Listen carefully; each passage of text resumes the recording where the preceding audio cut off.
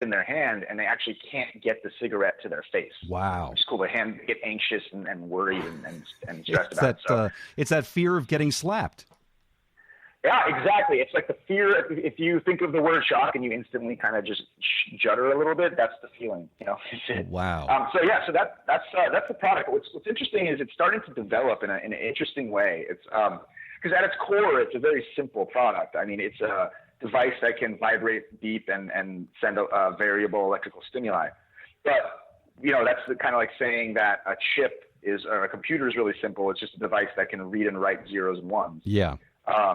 Because when you start to integrate it with software, you get some really powerful behaviors. So we're watching, because we've begun integrating with if this then that. We have developers who are able to write their own apps. And so like one company we've begun speaking with is got a laser tag company. Uh-huh. And they play and so they have a Bluetooth. We can Bluetooth pair to their gun so that when you get zapped and shot in the laser tag game, you actually get shocked in real life. Oh, wow. That's awesome. Yeah. And so, and I know that you have a lot of readers who are music, are into music. Yeah. Right? Yeah. So this is one of my passions, because the device, it's kind of cool. We've been developing a new circuit for V2 of Pavlok next year. And it has we kind of split up all the parts in our product and turned it into an analog circuit. So you could just if you plug, so you can, it's kind of hard to talk about hardware. I don't know how to get familiar with this, but you can just plug and play with different circuitry. And we said, what if we run the zap? What if we run an audio circuit into the zap, into the electric stimulus? And suddenly we could feel the music, like the waveform was being released onto your wrist in real time without actually, it didn't feel like a pain. It was like a different kind of touch. Yeah. And so that kind of ability to feel the haptic, the ability to touch is what is really driving. And to tie it into the music, so to kind of really feel the vibe. I mean, literally to feel the vibe. I mean, if you go out to a dance club and I understand you used to be a DJ, so you know this better than anybody. But you're putting out those beats and people can actually feel the bass, right? But there's all the other aspects of the music that you can't feel. And what you're saying is that you can start to feel those things through this device based on the experiments that you're doing. Is that right? Yeah, so we're not building this product. I mean, our product is not designed to be a musical device, but I'm saying that the technology underlying it can rapidly be shifted for that use case. Wow. So I'm we right now are hyper focused on this year and getting these products out. But next year, as we start to explore how we can expand what we're doing, I'm really looking at music as a very cool way to be able to feel in a different way. Yeah, and that touch. Yes, sorry, go ahead. I was just going to say, and if you think about what's going through my mind right now as you're explaining this is really something exciting, which is if you're dealing with people that are, let's say, hearing impaired, and they can't hear the music, or if they're deaf, then I've had friends in the past that had that situation where they were hearing impaired, but I'd still see them out dancing at a club because they can feel the beats and stuff like that just from that. But I'm just imagining the hearing impaired benefiting from something like that use case that you were just describing. Yeah, it's actually it's kind of stressful because there's so many things you can do with haptics and with having a lot of users who are trying to change behavior. And it's hard. It's impossible to do them all. So we have to I have to learn how to say no to stuff because my brain is so idea oriented. I'm like, well, we help people quit smoking. Yeah, but let's do music instead. Let's do Morse code so I don't have to read my phone when I get text. I just want to Morse code. I love it. Right? Yep. I want that, but come on, guys. Maybe we just gotta focus on one thing at a time. Yeah. So it's really what I've been fascinated by right now is the users, what our users want, and I think we made some really interesting decisions that maybe weren't the best for what our users want. Our hyper focus on bad habits has been really, I think, hard. It's been hard for people to solve it. As we started going around specific habits like sleeping in, and we're releasing a new product called the Shock Clock, which is an alarm clock designed to help users wake up early. We've raised $350,000 on Indiegogo for it, and we shipped out 2,000 of them already. And it's really cool. The new software vibrates to wake you up, and you have 2 minutes to get out of bed and start doing jumping jacks. Otherwise, it'll release zapped. Otherwise, you get zapped. That's great. I love it. And so our new love features are like, we're looking at accountability because it's one of the features we promised. So it's like if you don't get out of bed, it gives your friends the ability to do it, or even like a stranger. Who knows? There's so many opportunities, but whatever kind of way we can help people achieve their goals. The way I look at it is our company is designed around helping people achieve their greater goals, the things that are not tempting in the moment, but are tempting in the longer, bigger picture, like fitness and health.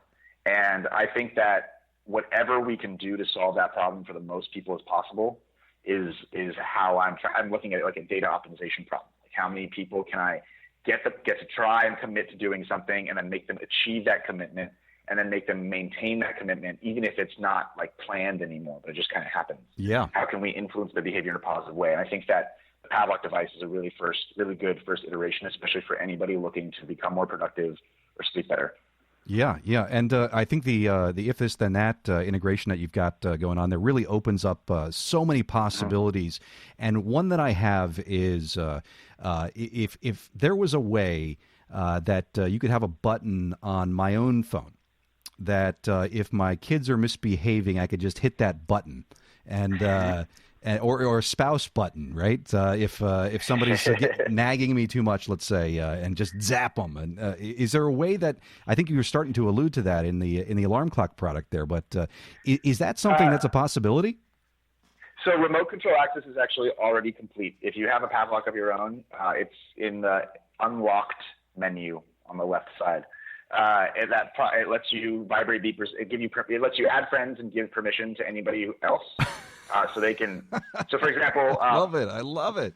For example, I always have one open, Pavlok.com/shock Maneesh. At any time, you're welcome to beep, vibrate, or zap me. Go for it. Are you serious? You did that? So it's wait a second. It's Pavlok.com. Yeah, hold on. /shock. Let's see. You're getting it right now for me. Let's see. Pavlok.com/shock Maneesh. Yeah, you'll see the ugly pre-UI version, but it should be able to say vibrate, beep, or zap at the top. Let's see. Wait. Oh, look at this. Beep, vibrate, or zap. Okay, so you're going to have to tell me which one I did here. I have just clicked the button. Hang on a second. Let me see that. See, we're doing some quality assurance right here. Hang on 1 second, buddy. One moment, Tito. I'm making sure that I have the app that's connected to it because we're doing an experimental one, but it should work. I love this. One more time? Okay, here it comes. I just clicked it. One moment. Okay. You always expose the one technical difficulty. I have an app that we're doing a new release tomorrow, and I don't think push notifications are set. I'm going to fix this right after the show, so that by the time you post this, all your readers can. I'll send you a big log. Awesome. So I tried to beep you. I was being kind. I wasn't going to zap you, but it's for our listeners. Pavlok.com. Pavlok. Okay. .com/shock Maneesh, Maneesh. Go have fun with that. Have fun with that. And is I had one. Usually nobody does it, but every once in a while, like one of my podcasts will go viral, and I remember like I was like at a meeting, and I was like, "What the hell?" That's vibrate. I'm like, I love it. Should have had that scheduled. That's great. You just have to have a live video cam on you at all times, just to follow you around. If we're going to do another crowdfunding campaign in the near future around fitness, Pavlok Fit, and I'm looking at making like one of the opportunities, like pay $1 and then you can shock the founder. Nice. I like it. It's like it's like one of those splash booths where you take the mayor and you stick him in that thing and you throw the baseballs and they fall into the water. It's like the modern digital equivalent of something like that. It's awesome. So I have a very important question to ask you. Mm-hmm. There is a sandwich named after you. I'd like to understand this sandwich that is named after you. Who named this sandwich after you, and what are the ingredients if our listeners not only want to shock you at Pavlok.com/shock Maneesh, if they also want to build the Maneesh sandwich, how do we go about doing that? The Maneesh sandwich, Il Panino Maneesh, is. I used to live in Florence, Italy. I was there for about a year, and I went to this. There's this one place that's really good that is called Pino's. That Pino was really really good sandwich maker, and so I started to go there all the time. And I always had this dream from when I'd watched the show. I'd watched Fresh Prince of Bel-Air, and there's an episode where he gets a sandwich or a burger named after him. And I was always like, all right, well, I want to get a sandwich named after me. So I was like, how do I do this? And the way that I went about it was, let me go to the same place all the time. Let me ask for the same item every time. Let me jokingly, after a few times, once he starts to recognize me, start referring to it as, I'll have the Maneesh, please. Let me do that enough times in a row, and then let me bring other people in and have them buy the sandwich with the same name. And it'll probably just become a sandwich. And it did. It worked out. And it became the sandwich. You put it on the menu.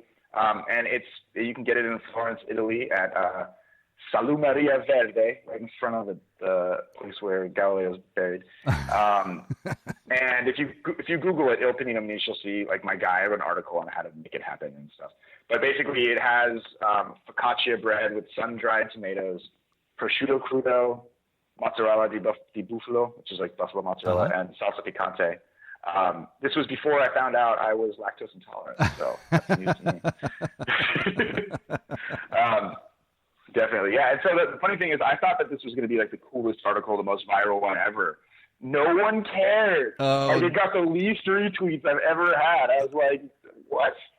My dream was not everyone's dream. Your dream sandwich is unfulfilled, but maybe this Shock Maneesh thing is going to go viral next for you. But listen, I really appreciate you spending the time with us today, and I've got just one final question for you, which was my wife is the biggest fan of, one of the biggest fans of a show called Shark Tank. And I understand that that you spent some time on Shark Tank as well. So what was that experience like for you? It was an experience for sure. I was filmed. I was a season finale of this last season, May 20th. I think I was the most viewed clip ever on their website. Wow. It was a little bit of a dramatic event. Did you get to see the episode yourself? I have not yet seen it. I'm looking forward to finding the clip online. I was searching for it on Pavlok earlier. I was having a hard time finding the clip of it, though. Yeah, that's good. I'm happy about that. It was a very interesting. It was a very interesting segment. I got an offer from Kevin O'Leary, and I turned it down, and it led to him cursing loudly on TV. Oh, and awesome! So, you got under their skin. So I got under their skin for sure. Awesome. There's like an article there's a couple of cool articles in like Toronto Life, that is where he's from, and Business Insider that tell the story about, like, I don't know. It was an interesting experience. You should, if you get a chance to watch it. I am going to go hunt that down, and I will make sure to tweet it at Pop Song Tech this week for our listeners here.